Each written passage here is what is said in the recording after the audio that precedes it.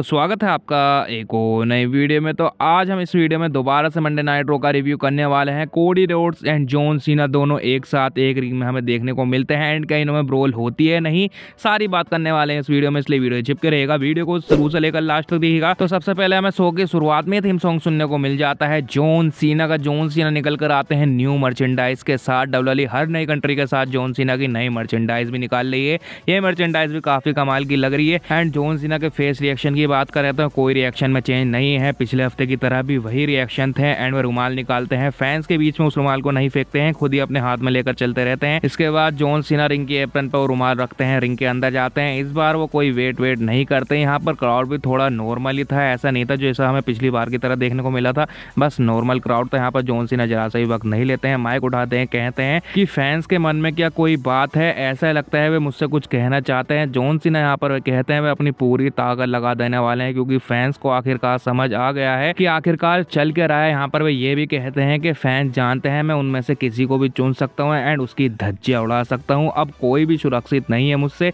इसके बाद वे पिछले हफ्ते की बात करते हैं, यहाँ पर वे काफी कुछ कहते हैं। इस बार भी उस बच्चे को यहाँ पर कहते हैं कि पिछले हफ्ते मैंने उस बच्चे की काफी बेइज्जती करी थी, डब्ल्यूडब्ल्यूई ने उसके फेस पर कैमरा क्या डाला, उस बच्चे को तो बहुत ज्यादा वायरल कर दिया गया है, हर जगह वो फेमस हो चुका है। डब्ल्यूडब्ल्यूई ने भी उसकी पोस्ट डाली थी। इसके बाद जॉन सीना आगे कुछ बोलने की कोशिश करते हैं, यहाँ पर फैंस एफयू सीना के चैंट्स लगाने लग जाते हैं। यहाँ पर जॉन सीना हंसते हैं, यहाँ पर मुस्कुराकर कहते हैं कि चलो तुम ही बताओ अच्छा इंसान कौन है, जो सच बोलता है वो या फिर जो गाली बकता है वो। यहाँ पर फैंस की छिल देते हैं। जॉन सीना इसके बाद कहते हैं कि मैंने इस बच्चे की वीडियो एक बार देखी, दो बार देखी, बार बार देखी, फैंस इसके मीम्स भी बना रहे थे। इसके बाद कहते हैं मुझे किसी को अलग से चुनने की जरूरत नहीं है, तुम सभी के सभी लोगों की वीडियो। जॉन सीना पिछले हफ्ते की तरह भी इस बार भी कोई कसर नहीं छोड़ते हैं फैंस की बेइज्जती करने में। इसके बाद जॉन सीना कहते हैं कि 25 साल तक मैंने फैंस की बातें सुनी, उनके झूठ को सुना, लेकिन मैंने उन्हों की तरह मतलबी बनकर उन्हों का टाइम वेस्ट नहीं करा। यहाँ पर वे कहते हैं कि मैंने इस चीज पर ध्यान दिया और सीखा। यहाँ पर फैंस चिढ़ जाते हैं, यहाँ पर वे शट द एफ अप के चैंट्स लगाने लग जाते हैं। जॉन सीना यहाँ पर हंसने लग जाते हैं। जॉन सीना यहाँ पर कहते हैं कि अब तुम इस चीज को और भी ज्यादा आसान बना रहे हो, ये गालियां बककर। इसके बाद वे कहते हैं कि 25 सालों से मैं तुम्हें टेस्ट कर रहा था और तुम्हें पता भी नहीं था, अब मैं तुम्हारे बारे में सब कुछ जान चुका हूँ, लेकिन तुम मेरे बारे में कुछ भी नहीं जानते होगे। यहाँ पर वे कहते हैं ये जो तुम्हारी लाइफ चल रही है इससे अच्छी तुम्हारी लाइफ हो भी नहीं सकती है। जॉन सीना यहाँ पर कहते हैं कि इतने सालों से मैं फैंस पर बस एक्सपेरिमेंट कर रहा था, वे सिर्फ एक एक्सपेरिमेंट के पार्ट थे। यहाँ पर कहते हैं कि जब मेरा खून निकला, मैंने अपना खून बहाया तो लोग मुझे बहादुर समझ रहे थे, और जब मैंने उन लोगों से अच्छे से बात करी तो उन्होंने मुझे अपनी इंस्पिरेशन समझ लिया था। इसके बाद वे कहते हैं कि जब मैं आक्रामक हुआ तो लोग काफी ज्यादा उत्साहित हो गए थे, और जब मैंने विनम्र होकर स्वीट बनकर बात करी तो वे मुझसे बोर होने लग गए थे, और जब मैंने राइमिंग करनी चालू करी तो फैंस ने मुझे वॉट चैंट्स करके ट्रीट करा। यहाँ पर इस वक्त जॉन सीना को काफी अच्छे चैंट्स मिल रहे थे। जैसा कि मैंने कहा इस हफ्ते का क्राउड थोड़ा वीक था लेकिन ठीक था, लेकिन पिछले हफ्ते का तो कोई मुकाबला नहीं था, कितना कमाल का पिछले हफ्ते का क्राउड था। इसके बाद जॉन सीना 2005 की बात करते हैं। यहाँ पर वे कहते हैं जब 2005 में मैंने चैंपियनशिप जीती थी, डब्ल्यूडब्ल्यूई की वर्ल्ड हेवीवेट चैंपियनशिप, जो फैंस के लिए काफी मायने रखती थी, डब्ल्यूडब्ल्यूई की सबसे बड़ी चीज थी वो, मैंने उस चीज को एक टॉय में कन्वर्ट कर दिया, मैंने उसे स्पिनर चैंपियनशिप में कन्वर्ट कर दिया जो मेरी चैंपियनशिप थी। वहां पर वे कहते हैं कि मुझे उस वक्त काफी ज्यादा बूज मिली थी, काफी ज्यादा बेइज्जती का सामना करना पड़ा था, लेकिन यहाँ पर वे ऐसा कहते हैं कि अब ऐसा नहीं होने वाला है, मैं रेसलिंग को रूल करने वाला हूँ, मैं इस कंपनी को रूल करने वाला हूँ। यहाँ पर वे कहते हैं जो भी डब्ल्यूडब्ल्यूई का रेसलर है, जो भी लोग रूम एरिया में बैठा है वो ध्यान से सुन लो, मैं डब्ल्यूडब्ल्यूई रेसलिंग को रूल करने वाला हूँ। यहाँ पर वे कहते हैं मैं 17 टाइम वर्ल्ड चैंपियन बनकर ये करने वाला हूँ। उसके बाद जॉन सीना यहाँ पर रिक फ्लेयर को मेंशन करते हैं। यहाँ पर वे कहते हैं मैं उस फन मशीन रिक फ्लेयर का नाम सबको भुलवा देने वाला हूँ, सबको सिर्फ एक नाम याद रहने वाला है, उनके मुंह पर सिर्फ एक ही नाम रहने वाला है, वो है जॉन सीना का। अब रिक फ्लेयर को यहाँ पर इन्होंने मेंशन करा है तो काफी बड़ा इनका रोल रसलमेनिया में हो सकता है, जिस तरीके से हमें रसलमेनिया 35 में देखने को मिला था बटिस्टा एंड ट्रिपल एच के मैच में। वहां पर बटिस्टा को हरवाने के लिए रिक फ्लेयर ने ट्रिपल एच की मदद करी थी, तो यहाँ पर रिक फ्लेयर मदद करने आ सकते हैं कोडी रोड्स की, कुछ इस तरीके का हमें सीन देखने को मिल सकता है। इसके बाद यहाँ पर वे कहते हैं कि अब मैं तुमसे रिवेंज लेने वाला हूँ। यहाँ पर वे कहते हैं सिर्फ मैं चैंपियनशिप ही जीतने नहीं वाला हूँ, बल्कि मैं चैंपियनशिप को जीत कर रिटायर हो जाने वाला हूँ और तुम्हारे पास वही एक टॉय टाइटल छोड़ दूंगा। यहाँ पर वे इस चीज को ही मेंशन करते हैं कि जॉन सीना डब्ल्यूडब्ल्यूई का लास्ट रियल चैंपियन रहने वाला है। सच में काफी कमाल की लाइन थी, अब ये लिख कर ले लीजिए, इसके ऊपर काफी ज्यादा रील बनने वाली है, ये एक मेमोरेबल लाइन रहने वाली है जॉन सीना की, जो उन्होंने अपने इस रिटायरमेंट टूर में बोली है। इसके बाद वे कहते हैं कि मैं तुम्हारे दिल जो है ये बाहर निकाल कर फेंक दूंगा, तुमसे सब चीज छीन लेने वाला हूँ। यहाँ पर जॉन सीना को काफी ज्यादा वो मिल रही थी, तभी यहाँ पर थीम सॉन्ग प्ले होता है the American nightmare Cody Rhodes का। कोडी रोड्स आते हैं एंड यहाँ पर मुझे अब भी काफ़ी ज़्यादा हंसी आती है कोडी रोड्स के बारे में सोचकर कि एलिमिनेशन चेंबर में कितनी इस बंदे की धुलाई हुई थी और कोडी रोड्स का कान का पर्दा ही फट गया जब भी कोडी रोड्स आकर ऐसे चुपचाप खड़ा हुआ है। यहाँ पर वे कहते हैं कि फैंस से चैंपियनशिप छीनने की तो दूर की बात, तो मुझसे चैंपियनशिप छीन के दिखा। इसके बाद वे रिंग के बीचों बीच टाइटल रख देते हैं। यहाँ पर वे कहते हैं इस चैंपियनशिप को उठाकर दिखा। जॉन सीना ऐसे लड़ने के अंदाज में हो जाते हैं एंड कोडी रोड्स भी अपनी टाई वाई फेंक देते हैं, अपना कोट उतार देते हैं जैसे वे बिल्कुल लड़ने के लिए तैयार हैं। लेकिन जॉन सीना थे हील। जॉन सीना यहाँ पर कुछ भी नहीं करते, वो उल्टा रिंग को छोड़ के चले जाते हैं। अब यहाँ पर जॉन सीना एक दो बार वापसी भी आते हैं क्योंकि कोडी रोड्स उनको चिल्ला चिल्ला कर बुलाते रहते हैं, लेकिन जॉन सीना लास्ट में चले जाते हैं। एंड यहाँ पर कोडी रोड्स ये लाइन कहते हैं कि जिस तरीके से तू आज बिना टाइटल के गया है इसी तरीके से तू रेसलमेनिया में जाएगा। एंड लास्ट में ये भी कह देते हैं कि इसी तरीके से तू WWE कंपनी से भी खाली हाथ ही जाने वाला है। काफ़ी कमाल का ये प्रोमो था। बस यहाँ पर मुझे एक कमी खल रही है, यहाँ पर ब्रोल क्यों नहीं कराई है ट्रिपल एच ने। पिछले हफ्ते भी प्रोमो था, आज भी प्रोमो है एंड जॉन सीना कोई जवाब ही नहीं दे रहे हैं कोडी रोड्स के प्रोमो का। क्या ट्रिपल एच ने कुछ बड़ा सोच रखा है? अगले हफ्ते के लिए भी इनको अनाउंस कर दिया गया है, दोनों दोबारा से फेस टू फेस आने वाले हैं। बस मैं ये सोच रहा हूँ John Cena and Cody Rhodes वहाँ पर भी ऐसे फेस टू फेस आकर ऐसे चले ना जाए। जॉन सीना कुछ बोले नहीं कोडी रोड्स की बातों पे, ऐसे चले जाए। वहाँ पर कुछ ना कुछ तो करना पड़ेगा ट्रिपल एच को, क्योंकि ऐसी फील बिल्कुल भी नहीं आ रही है कि रेसलमेनिया काफ़ी ज़्यादा पास आ चुका है। ऐसा लग रहा है रेसलमेनिया अब भी काफ़ी दूर है। ट्रिपल एच को कुछ ना कुछ तो करना पड़ेगा अगले हफ्ते, क्योंकि लंदन से हैं, काफ़ी कुछ चीज़ें वहाँ के लिए अनाउंस हो चुकी हैं। वैसे आपका कहना है इसके बारे में, आप बताइएगा ज़रूर। इसके बाद हमें शो पर मैच देखने को मिलता है Austin Theory and Grayson Waller versus Jey Uso and उनों का एक मिस्ट्री पार्टनर आना होता रहता है। वो मिस्ट्री पार्टनर और कोई नहीं रहता है, वो रहता है इनों का brother Jimmy Uso. Jimmy Uso आते हैं, दोनों मैच स्टार्ट करते हैं। ये 1D फिनिशर के साथ इस मैच को खत्म कर देते हैं। मज़ा यहाँ पर जब आता है, गुंथर यहाँ पर अपने इन्वॉल्वमेंट करने आ जाते हैं। पहले तो जिमी ऊसो को रिंग के बाहर फेंक देते हैं, फिर वे अटैक करना चालू करते हैं जे ऊसो के ऊपर।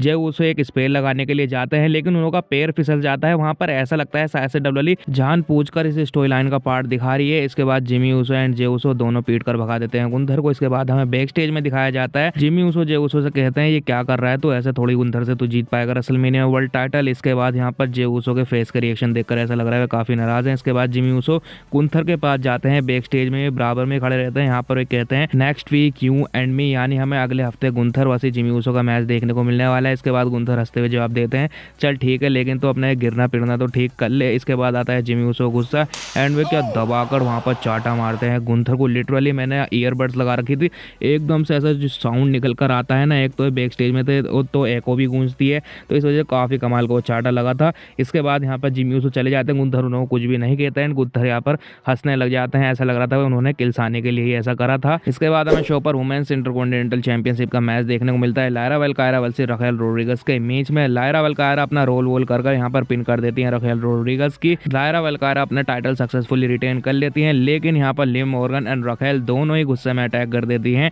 लायरा वेलकायरा को ऊपर। यहाँ पर इनको सेव करने आती हैं बेली। अब जब ये टाइटल आई थी ना, मैं सोच रहा था कुछ इंटरेस्ट जनरेट होगा, लेकिन इतना कुछ खास इंटरेस्ट जनरेट हो तो नहीं रहा है। वैसे आपके कहना है इसके बारे में, आप बताइएगा जरूर।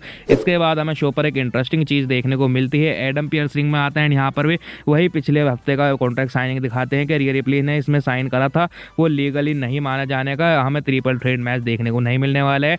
और जब भी यहाँ पर एडम पियर्स कुछ ना कुछ बोलने की कोशिश करते हैं, कभी यूएस काय आ जाती हैं, कभी बियांका ब्लेयर आ जाती हैं, लास्ट में आती है रिया रिप्ली। एंड यहाँ पर वो चीज़ हर बार ही WWE दिखा रही है, वो फनी चीज़ जो होती है। रिया रिप्ली इस बार भी यूएस काय का फेस पकड़ती हैं एंड परे को धकेल देती हैं। एंड इस बीच आप एडम पियर्स का फेस देखना है, बिल्कुल फ्रस्ट्रेटेड हो गए थे। इसके बाद यहाँ पर वे कहते हैं इनाफ इनाफ, मुझे कुछ सोचने दो, मैं कुछ इसका रास्ता निकालता हूँ। यहाँ पर वे कहते हैं अगले हफ्ते रीमैच होने वाला है यूएस काय वर्सेस रिया रिप्ली का, वो भी WWE वुमेन्स वर्ल्ड चैंपियनशिप के लिए। जो भी यहाँ पर जीतेगा वो लड़ेगा बियांका ब्लेयर से रेसलमेनिया 41 में। इसके बाद जो इन तीनों में लड़ाई चालू होती है, ये सोच लो आपको रेसलमेनिया 41 का एक टीजर मिल गया इन तीनों के ट्रिपल थ्रेट मैच का। WWE एंड इन तीनों का ट्रिपल थ्रेट मैच बुक ही कर देने वाली है। इस चीज़ में तो काफ़ी ज़्यादा इंटरेस्ट आ रहा है। वैसे आपका कहना है इसके बारे में, आप कमेंट्स में ज़रूर से बताइएगा। इसके बाद शो पर होना रहता है Dragon Lee versus Chad Gable का मैच, लेकिन चैट गेबल बैक स्टेज में मना कर देते हैं कि मैं वो मार्क्समैन वाला बंदा नहीं हूँ, इस वजह से मैं ड्रैगन ली से नहीं लड़ने वाला हूँ। अब यहाँ पर मैंने जो अपने दिमाग के घोड़े दौड़ाए हैं ना, अगर WWE बिल्कुल ऐसा कर रही है ना, तो इस स्टोरी लाइन में काफ़ी ज़्यादा मजा आने वाला है। मुझे लगता है यहाँ पर WWE शायद से मल्टीपल पर्सनैलिटी वाली स्टोरी लाइन दिखा सकती है कि चैट गेबल अलग बंदा है और ये मार्क्स पहनकर कुछ अलग ही पर्सनैलिटी इसमें आ जाती है। इसके बाद हमें चैट गेबल को रिप्लेस करता हुआ दिखाई देता है वो मार्क्स वाला बंदा, वो चैट गेबल ही है। इनों का नाम हमें बताया जाता है एल ग्रांडे अमेरिकानो। फिर इन दोनों का मैच होता है। मैच सच में काफ़ी कमाल का था, जिस तरीके से यहाँ पर मूव लग रहे थे, कॉम्बिनेशन ये मिठा रहे थे।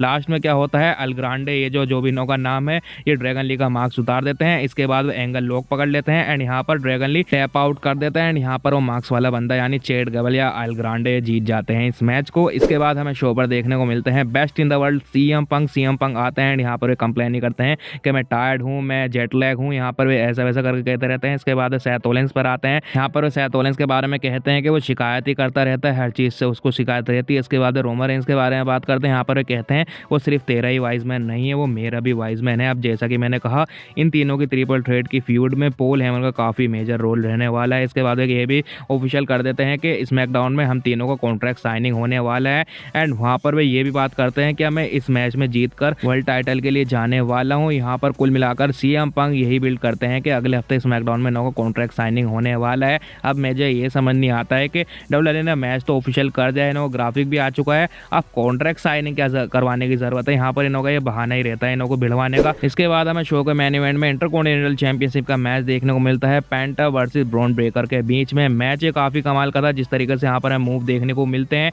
एंड ब्रॉन ब्रेकर जो टेबल के ऊपर कूद कर मारते हैं वो भी काफी कमाल का लगता है। यहाँ पर अपना मैक्सिकन डिस्ट्रॉयर लगा देते हैं पेंटा एंड इसके बाद यहाँ पर कार्लिटो एंड डोमिनिक मिस्टीरियो अपनी इन्वॉल्वमेंट करते हैं। ब्रॉन ब्रेकर की तरफ से एक उड़ती हुई स्पेयर आती है कार्लिटो के लिए। इसके बाद पीछे से अटैक कर देते हैं डोमिनिक मिस्टीरियो। ये मैच डिस्क्वालिफिकेशन की वजह से एंड हो जाता है। इसके बाद यहाँ पर ब्रॉन ब्रेकर पीटने की कोशिश करते हैं कार्लिटो एंड डोमिनिक मिस्टीरियो को, पीछे से आ जाते हैं फिन बैलर, स्टील चेयर से अटैक कर देते हैं। इसके बाद फिन बैलर मारने की कोशिश करते हैं, ऐसा दिखाते हैं कि मैं मारने वाला हूँ डोमिनिक मिस्टीरियो के, लेकिन वे डोमिनिक मिस्टीरियो को स्टील चेयर पकड़ा देते हैं। इसके बाद डोमिनिक मिस्टीरियो भी यहाँ पर काफी बुरा तोड़ते हैं। इसके बाद डोमिनिक मिस्टीरियो पेंटा को वो स्टील चेयर पकड़ाते हैं। यहाँ पर कहते हैं हमारे साथ हो जाए, इसको बजा। पेंटा हाथ में स्टील चेयर लेते हैं लेकिन वे मार देते हैं डोमिनिक मिस्टीरियो के ही ऊपर। अब जब ये सीन चल रहा था ना, फिन बैलर के फेस के रिएक्शन देखना, यहाँ पर मना कर रहे थे डोमिनिक मिस्टीरियो से, लेकिन उसने जब भी वो स्टील चेयर दे दी इसके बाद वे गुस्सा नहीं होते, यहाँ पर पेंटा के ऊपर अटैक कर देते हैं एंड आज रिंग में स्टैंड टोल करते हैं फिन बैलर। ये काफी कमाल की चीज मुझे लगी है, आज काफी टाइम बाद फिन बैलर के साथ कुछ अच्छी चीज होती हुई दिखाई दी है, मुझे तो काफी कमाल की चीज लगी है। इसके साथ मंडे नाइट रॉ फेयर चला जाता है, तो ये कुछ देखने को मिलता है हमें आज के मंडे नाइट रॉ में। आपको ये शो कैसा लगा, आपको मेरा रिव्यू कैसा लगा, आप कमेंट्स में जरूर से बताइएगा। तो बस आज की वीडियो यहीं तक की थी, आपको वीडियो कैसी लगी कमेंट्स में जरूर बताना है। आपको इसी तरह की वीडियो देखना पसंद है तो हमारे चैनल को जरूर से सब्सक्राइब करना है। मैं मिलता हूँ आपसे नेक्स्ट वीडियो में, तब तक के लिए बाय बाय।